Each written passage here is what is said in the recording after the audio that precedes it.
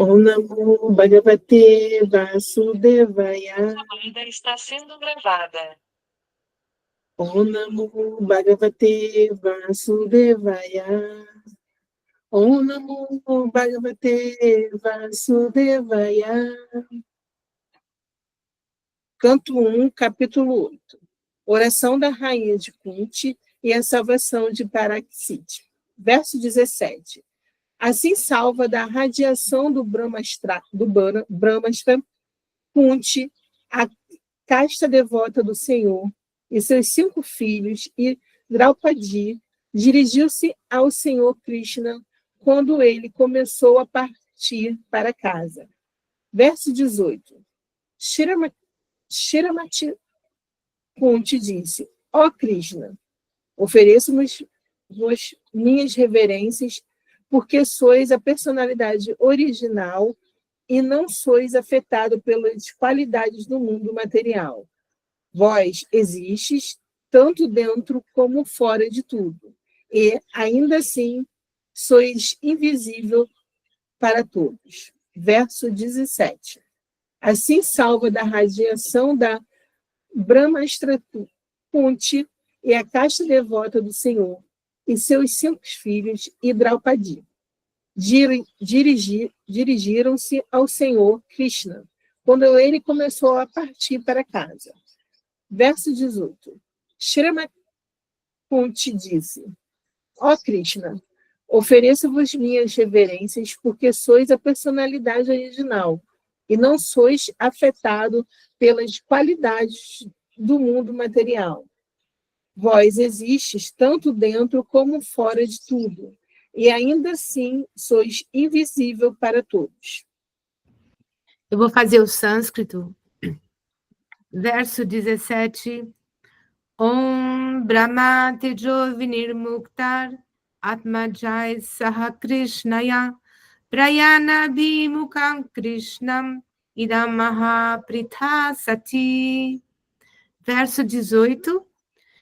Kunti Uvacha Namasye Purushantvadyam Ishvaram Prakrite Param Alaksham Sarvabhutanam Antarbahir Avastitam.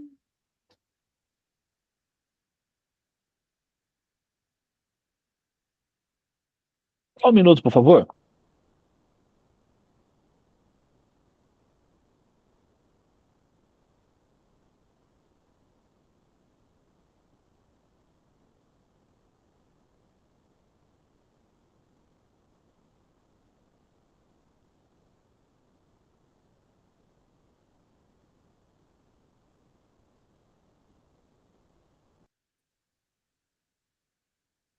Perdão, David.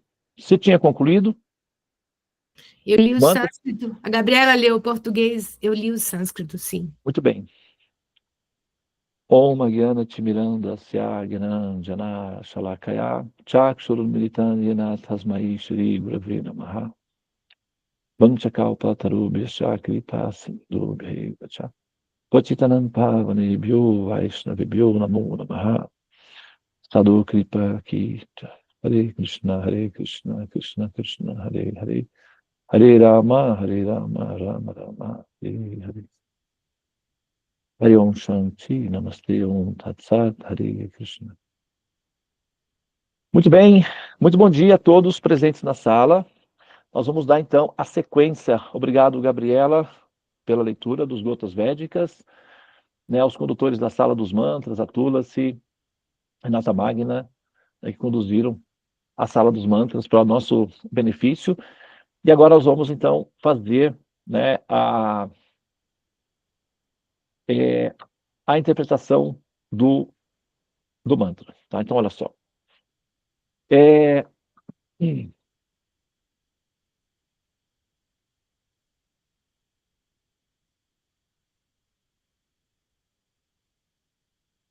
Vou repetir aqui o verso, tá? Nós estamos conversando sobre, né, o Parikshit. Parikshit, na verdade, é o neto do Arjuna. O Tara é a esposa de um dos filhos de Arjuna, chamado Abhimanyu. Arjuna tinha vários filhos, alguns filhos, né? E um deles era Abhimanyu. e com vários filhos. David, você pode trazer essa informação, por favor? Eu acho que eu não sei se foi muito de precisão. Ele, pelo menos Abimânio, e ele tinha um filho com também Draupadi. Abimânio era um filho. Draupadi tinha outro filho com ele. Ele tinha mais filhos? Você consegue verificar isso? Então, e Abimânio tinha uma esposa chamada Uttara, e ela estava grávida. Então, esse embrião estava correndo risco de ser abortado por um tipo de um tipo de arma chamado Brahmastra. Então, esse é o contexto, tá? Por isso chama-se a salvação de Parikshit. Orações da rainha Kunti e a salvação de Parikshit. Assim salva da radiação do Brahmastra, da Brahmastra, Kunti, a casta devota do Senhor e seus 5 filhos, e Draupadi, dirigiram-se ao Senhor Krishna quando ele começou a partir para casa. Ou seja, ele já tinha resolvido o problema, né, da interferência da Brahmastra. Krishna, então, subiu na sua quadriga para ir para casa. Então, todos os parentes, né, eram parentes. A rainha Kunti era tia de Krishna. E o Arjuna e os Pandavas eram primos de Krishna. E eles se aproximaram de Krishna e Krishna estava subindo na quadriga. Então, eles se aproximaram. Srimati Kunti Devi, a rainha, disse: Ó Krishna, ofereço-vos minhas respeitosas reverências. Por quê? Sois a personalidade original e não sois afetado pelas qualidades do mundo chamado material. Vós existis tanto dentro como fora de tudo, e ainda assim sois invisível para todos. Tá? Pode tirar, David, da tela o verso. Olha só. Os temas do conhecimento védico, eles são, vamos, assim, a comparação. Vamos pegar as nossas, o nosso entendimento acerca do absoluto hoje. Vamos fazer de conta que a gente não leu esse verso. Para pensar, você, pessoalmente, fecha os olhos, 30 segundos, faça uma definição do absoluto na sua cabeça. A sua definição, já com o conhecimento todo que você tem de 10 mil anos de história, 2 mil anos de religião, que, né, está assim, influenciando o nosso cérebro, e pense, se você estivesse diante do Supremo, o que você diria a ele?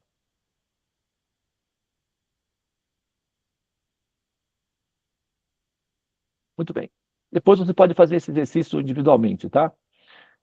Por mais tempo. É só um laboratório rápido aqui. Aí você compara o que você falaria hoje, com todo o conhecimento que você tem sobre Deus, teologia, tudo que você aprendeu hoje, e aí nós vamos comparar as falas dessas pessoas há 5 mil anos atrás. Aí você compara a sofisticação da linguagem. Com isso, você consegue entender o vestígio, pelas digitais dessa sofisticação, a natureza desse conhecimento. Não é que é tudo tudo igual, não é assim. Tudo é espiritual, mas não é que é tudo igual. Essa ideia de que é tudo igual é só uma lente embaçada. Quando você olha para uma montanha à distância, é tudo homogêneo, parece tudo uma coisa só. Mas quando você chega lá perto, é tudo diferente. Tem pedras preciosas lá, tem pássaros, tem muitas coisas que são diferentes. Quando a gente pega, por exemplo, olha para uma estrela no céu, tem um pontinho luminoso. É só um pontinho luminoso, é um ponto de luz.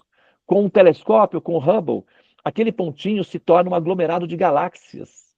Cada galáxia tem trilhões de estrelas. Então, uma lente embaçada, tudo é um. Uma lente de precisão tem diferença entre as coisas. E se nós queremos ser cientistas do autoconhecimento, ou seja, pessoas conscientes, é diferente, a intuição é diferente. Ter intuição de que tudo é energia, tudo é força natural, os nossos parentes das cavernas, os neandertais, o Homo sapiens, na verdade, os neandertais com certa dificuldade, mas o Homo sapiens já tinha essa mesma definição que nós temos hoje. de força natural, espírito supremo, os índios na floresta também têm. Isso é intuitivo, é primitivo, ou seja, é primário, na verdade. Não é primitivo, é primário. Também é primitivo. Agora, à medida em que a gente vai nos tornando observadores de precisão, na medida em que a nossa lente vai melhorando a nossa capacidade racional de identificar uma coisa boa, de uma coisa melhor, de uma coisa completa, superior, nós vamos conseguindo entender a diferença entre as fundações, entre as proposições, entre as propostas, entre as explicações. Todas falam do mesmo princípio, mas nem todas falam da mesma forma. Algumas formas de falar são mais sofisticadas e completas que a outra. O conhecimento védico é uma forma muito completa e complexa de se falar, ou de se dialogar, ou de se interagir com a pessoa suprema. Observem, prestem atenção na linguagem, no tipo de oração, como as pessoas dialogam com essa pessoa. Isso nós estamos falando de um registro histórico de 5.000 anos atrás. Só que, quando surge a escrita na história da humanidade, não é que os conhecimentos surgem com a escrita. Absolutamente. A escrita, ela surge para registrar os conhecimentos que já existiam muito antes da escrita. Tá? Então, esse tipo de conhecimento é um conhecimento muito anterior à escrita. E observem o nível de sofisticação, de delicadeza, de estética, de profundidade, de beleza, de arte, de inteligência profunda. Toda hora é hora de aprender. Evoluir é adaptar-se ao superior. Aqueles que não se adaptam àquilo que é superior, infelizmente, entram em extinção. Olha os nossos dinossauros, pobrezinhos. Eles não conseguiram se adaptar. Felizmente, para nós, podemos olhar para eles e entender que não se adaptar é problemático. Evoluir espiritualmente não é uma questão de intuição. A intuição é só para começar. É para inicializar o processo. Se você está diante de um conhecimento superior, negligenciá-lo ou desprezá-lo apenas porque você gosta da intuição, isso é, de certa forma, assim, tirania intelectual. Você pode gostar da intuição, não tem problema nenhum. Intuição é uma coisa boa. Mas renunciar a um conhecimento superior ou a forma sofisticada da superioridade intelectual meramente por um apego idealístico a uma tradição religiosa ou uma tradição cultural, isso é uma pretensão que não procede. Você até pode dizer, eu gosto dessa tradição, eu gosto daquela tradição, mas isso é uma questão de gosto, não tem a ver com a definição de verdade em termos do conhecimento. Nós temos que olhar para aquilo que é definitivo. Podemos gostar de tudo, todas as coisas. É gostoso gostar. É gostoso amar. Amar é uma coisa boa, é uma coisa gostosa, prazerosa. Nós amamos amar, não porque nós somos carentes de amor. Nós não devemos ser carentes de amor, nós temos que ser capazes de produzir amor suficiente para nós vivermos felizes, ainda que sozinhos. Depender de outras pessoas para sentir amor, isso é uma definição vulnerável. Ou claro que nós dependemos de outras pessoas para sentir amor, mas é diferente de ser carente. Nós sentimos amor com outras pessoas porque elas emitem amor. É bom amar. Mas não porque nós somos carentes de amor e precisamos do amor. Nós precisamos do amor. Isso é um fato. Mas se não houver uma outra pessoa para emitir amor, você é uma pessoa que emite amor. Então você é autossuficiente em circunstâncias em que você está sós. Ainda assim, a sua reserva de prazer e de amor é o suficiente para te manter. Quando vem alguém, melhora, aumenta o coeficiente, então fica melhor. É assim que funciona. para pessoas saudáveis.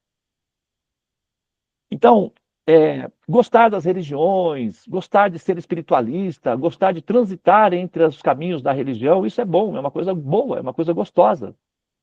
É prazeroso fazer isso. Mas daí a definir que tudo é ignorância. Sinto muito. Não é assim, não. Tem coisas que são boas, tem coisas que são melhores, tem coisas que são definitivas.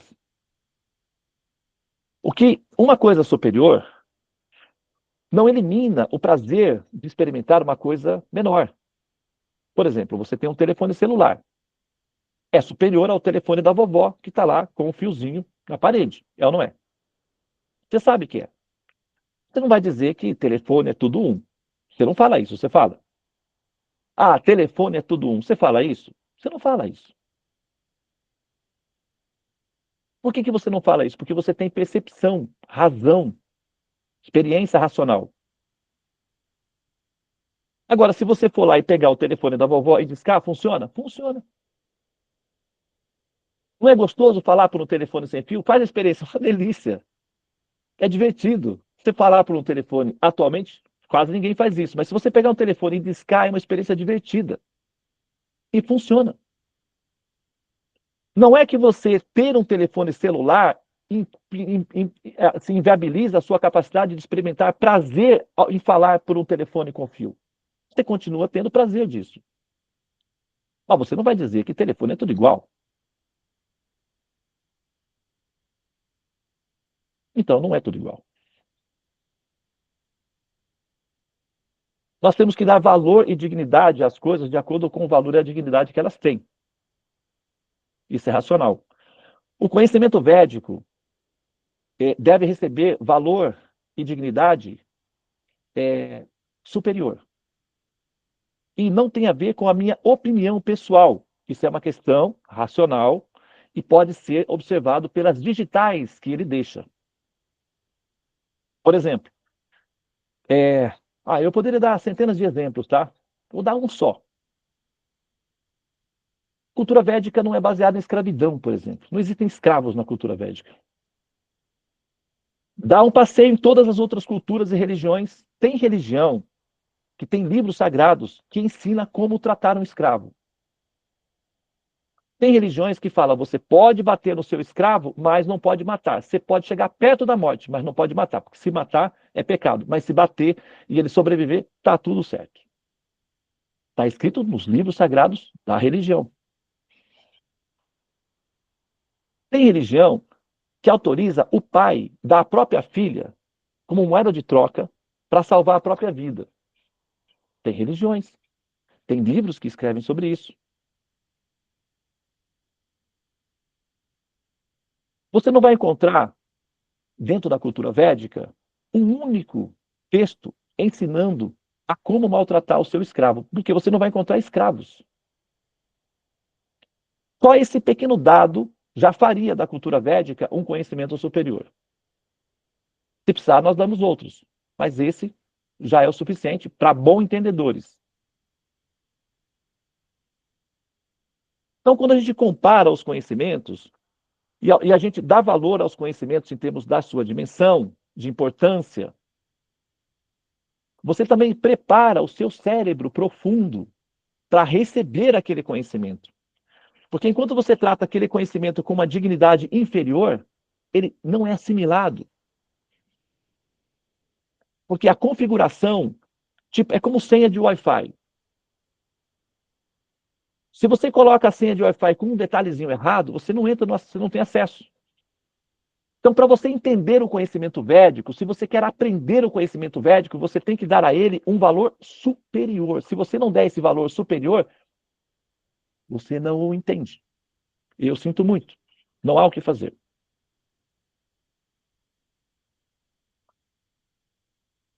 Pelo menos como probabilidade de jogo. Quando você vai jogar um jogo, você arrisca, não arrisca? Quando você vai fazer um investimento financeiro, você arrisca, não arrisca? Quando você sai para a baladinha, você não arrisca. Senão, quem não chora não mama, não é assim? O pessoal não diz, mas quem não chora não mama. Quem não arrisca não petisca. A sorte vem para quem acredita. Não tem esses ditados? É assim.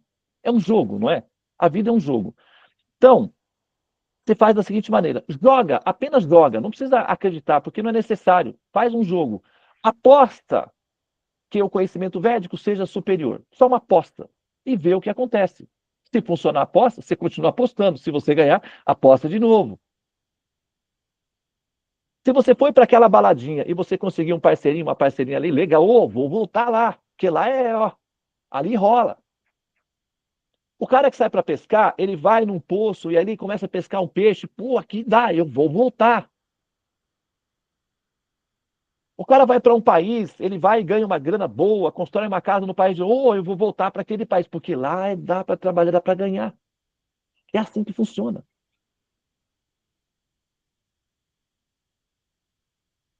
Então, o que você deve fazer é fazer uma aposta no conhecimento védico. Depois você decide. Trate o conhecimento védico com a dignidade que ele merece e veja o resultado que isso produz na sua vida. Se eu tiver errado, eu estou disposto a conversar, porque eu sou uma pessoa dialogável. Eu, assim, amo pessoas inteligentes e que têm predisposição a se opor intelectualmente. Mas tem que ser intelectualmente honesto, não pode ser assim, manhoso, né? Porque aí a gente já entende. Mas se for uma oposição intelectual respeitável, é prazeroso, sempre é prazeroso. Mas as chances de essa fala ser relativística são bem pequenas, de acordo com as digitais, que são os resultados produzidos nas pessoas que acolheram esse conhecimento no coração, e eu sou uma delas. Eu tenho artigos escritos defendendo o ateísmo, propondo o ateísmo, antes da minha imersão no Vaishnavismo. Eu tenho um livro escrito aos 17 anos de idade. Eu escrevi artigos, participava de debates públicos, defendendo a proposta ateísta. E eu não estou falando aqui, assim, é simplesmente uma questão inteligente. Uma pessoa que entende a diferença entre uma coisa inferior e uma coisa superior, e ao mesmo tempo é livre pensador, adota a coisa superior em detrimento do ego, do sentimento. Não tem a ver com idealismo de ideologias, tem a ver com a verdade, o que funciona. O conhecimento védico funciona. Então, a minha sugestão para vocês, interessem-se. Aprendam a gostar do conhecimento védico e apliquem eles. Vamos ver o que acontece. A vida é um jogo. Vamos jogar. Se o Supremo está propondo a dança, vamos dançar e ver que prazer isso proporciona. Muito bem. Então, eu vou pausar aqui, tá? Muito obrigado pela atenção, tá? Parabéns a vocês. No futuro, talvez vocês entendam que vocês foram selecionados na primeira fase pelo algoritmo. Essa decisão de entrar em contato com o conhecimento védico não é de vocês. Vocês não têm, a alma condicionada não tem esse potencial, essa capacidade de tomar essa decisão. Essa decisão é tomada pelo governo, é algorítmica. Daqui para frente, a decisão é de vocês. Aí entra o livre-arbítrio. Interessem-se. É muito vantajoso para aqueles que cooperam e incentivam a cultura védica. Tá? Muito bem, então eu vou pausar aqui. Prabhu, Alguém falou alguma coisa ou foi só um... sim, Prabhu, em que momento o algoritmo seleciona a gente? Bom, eu falei isso... Bom, vamos fazer assim, vamos liberar primeiro as pessoas que quiserem sair, porque eventualmente elas ficam por educação, por gentileza, né? Mas aqueles que quiserem sair a partir de agora, podem sair, tá bem? Estão liberados. Aqueles que quiserem ficar para ouvir a resposta, são convidados a estar. Olha só, os prazeres, a sensualidade, posse dos objetos materiais, status familiar, nascimento raro, nascimento em família aristocrática, classificação social. Todas essas definições de prazeres da existência são chamadas, dentro do conhecimento védico, de boga, o que poderia ser traduzido aqui para nós como ração. Algo assim. Poderia ser traduzido como ração.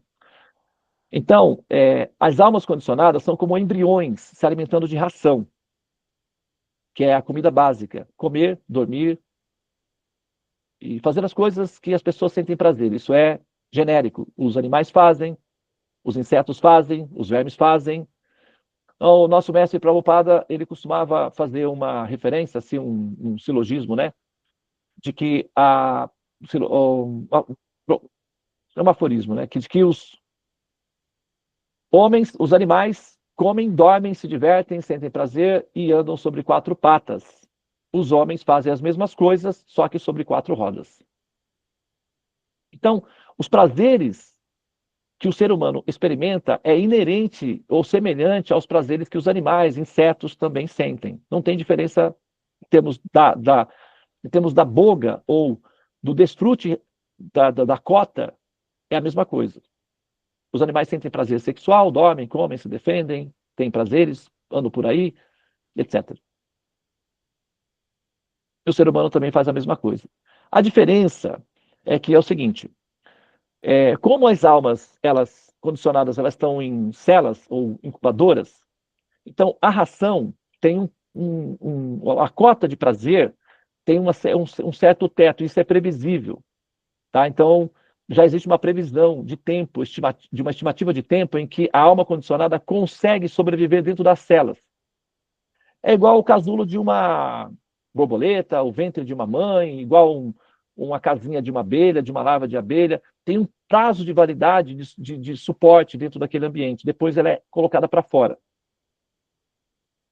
As almas condicionadas, elas ficam dentro das celas, se alimentando da ração. Quando chega numa fase em que elas são já um pouquinho madurinhas, elas são colocadas para fora. E como é que isso é feito? O sistema altera a substância da ração produzindo desgostos. A pessoa passa a sentir desgostos. Ela deixa de sentir gosto e passa a sentir desgostos. Começa a dar errado, a vida vira uma bagunça. Fica tudo bagunçado. Está tudo errado. A pessoa fica confusa, dá síndrome de pânico, falência, doença, começa a dar tudo errado. Isso é sintoma de que a alma condicionada está sendo colocada para fora das celas ou para fora dos casulos. Porque já teve um tempo de maturação. Desculpa, eu posso fazer uma analogia? Um segundo, por favor, só um segundo. Deixa eu só concluir o raciocínio, tá? Só um minutinho, só concluir o raciocínio. Aí eu te passo a palavra, tá? Esse tempo em que a alma condicionada passa nas celas, se alimentando da ração, que são os princípios de prazeres básicos, comer, dormir, defender e acasalar-se, é previsível, tem um tempo limitado, então começa a dar probleminha. Ela é como o útero, quando o bebê já fez, ele começa a dar contração, fica apertado, desconfortante, começa a sofrer lá dentro, ele começa a ser empurrado para fora. Tá? Existencialmente falando, também é assim: a alma condicionada nasce, renasce, morre. A maioria das pessoas, aí, por exemplo, estou vendo atrás do Santana, ele está numa praia, né? Então, as pessoas estão se divertindo, passeando. A grande maioria das pessoas no planeta Terra estão felizes, por incrível que pareça. Tem muita felicidade. Mas é porque elas estão na parte básica ainda. Quando essa capacidade da alma de desfrutar dos prazeres básicos chega num teto limite previsível, então ela passa a sentir desgosto. Ela vai na praia, não sente prazer, não tem felicidade. Se relaciona, não tem felicidade. Aí ela precisa de um elemento a mais para completar esse ser. É nesse ponto que ela passa a ser um ser metafísico.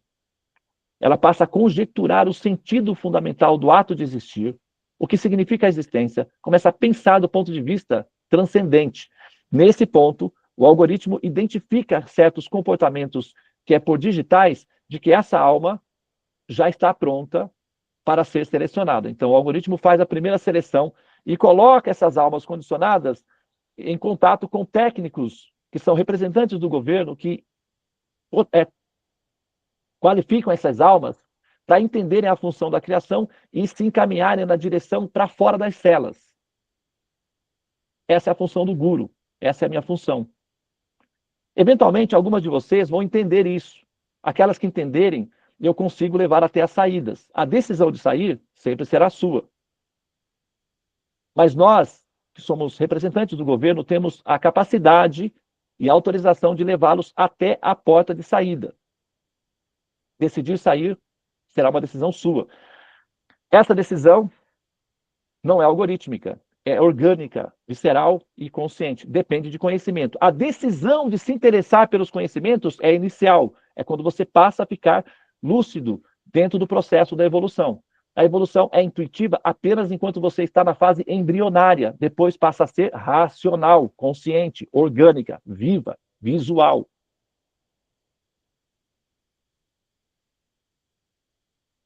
Ok? Santana, você quer falar, comentar alguma coisa? Sim, não, tudo perfeito, mas quando você estava falando sobre o tema do casulo, né, da borboleta ou da casa da abelha, sair disso, me veio à mente, por isso que eu queria falar analogia, era naquele momento assim, mas busquem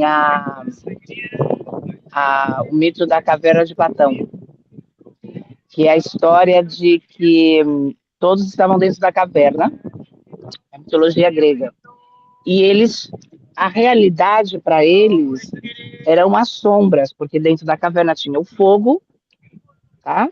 Eles não saíam da caverna. Então, os seres humanos, os animais que passavam e faziam sombra, a sombra eram as pessoas, e ninguém se atrevia a sair. E quando um decidiu sair, ele descobriu a realidade, o mundo, ele falou, todos tinham muito medo, né? Estavam aprisionados. Ele falou, não, eu tenho que falar para eles, que a gente não precisa ficar fechado aqui, com medo, porque tem um mundo lá fora. Ele volta, mas aí ninguém acredita nele. E os que acreditam têm medo de sair e enfrentar essa realidade, porque tem a comodidade do conhecido. Isso mesmo. É isso, gente. Compartilha aí no grupo o mito da caverna de Platão, Santana, tá? Essa analogia que Tá, você eu vou deu. pôr para vocês. É excelente. E é muito boa. Bom, é só isso, gente. Desculpa a interrupção. Tá bom. Não, tá ótimo. Foi bom a interferência, tá? Compartilha, porque muitas pessoas não conhecem o mito da caverna de Platão. Nós temos um vídeo onde nós explicamos um fenômeno chamado o fenômeno da primeira onda, que explica essa síndrome de Estocolmo, que é o receio de sair das celas. Se alguém se interessar, pode procurar a Devi ou pode procurar a Suomini, uma das nossas alunas do tratado, que elas disponibilizam esse estudo. Chama-se o fenômeno da primeira onda, que explica o fenômeno da síndrome de Estocolmo ou, né, do apego às celas, que é o medo da saída da caverna, né, que é o que você está falando aí. Então, é isso, tá, pessoal? Eu acho que a gente já, né, se estendeu aí um pouquinho. Já fizemos a Torre dos Mantras, e agora vamos para a luz do parto, não é isso, Tulasi? Namastê, Hare Krishna, Krishna Krishna, Hare Hare, Hare Rama, Rama Rama, Hare Hare. Ó energia suprema, amor divina, ó Mahamantra, libertador do ser, desperta-me, eleva-me, envolve-me, protege-me. Hare Om Shanti, Namastê, Om Tat Sat, Hare Krishna.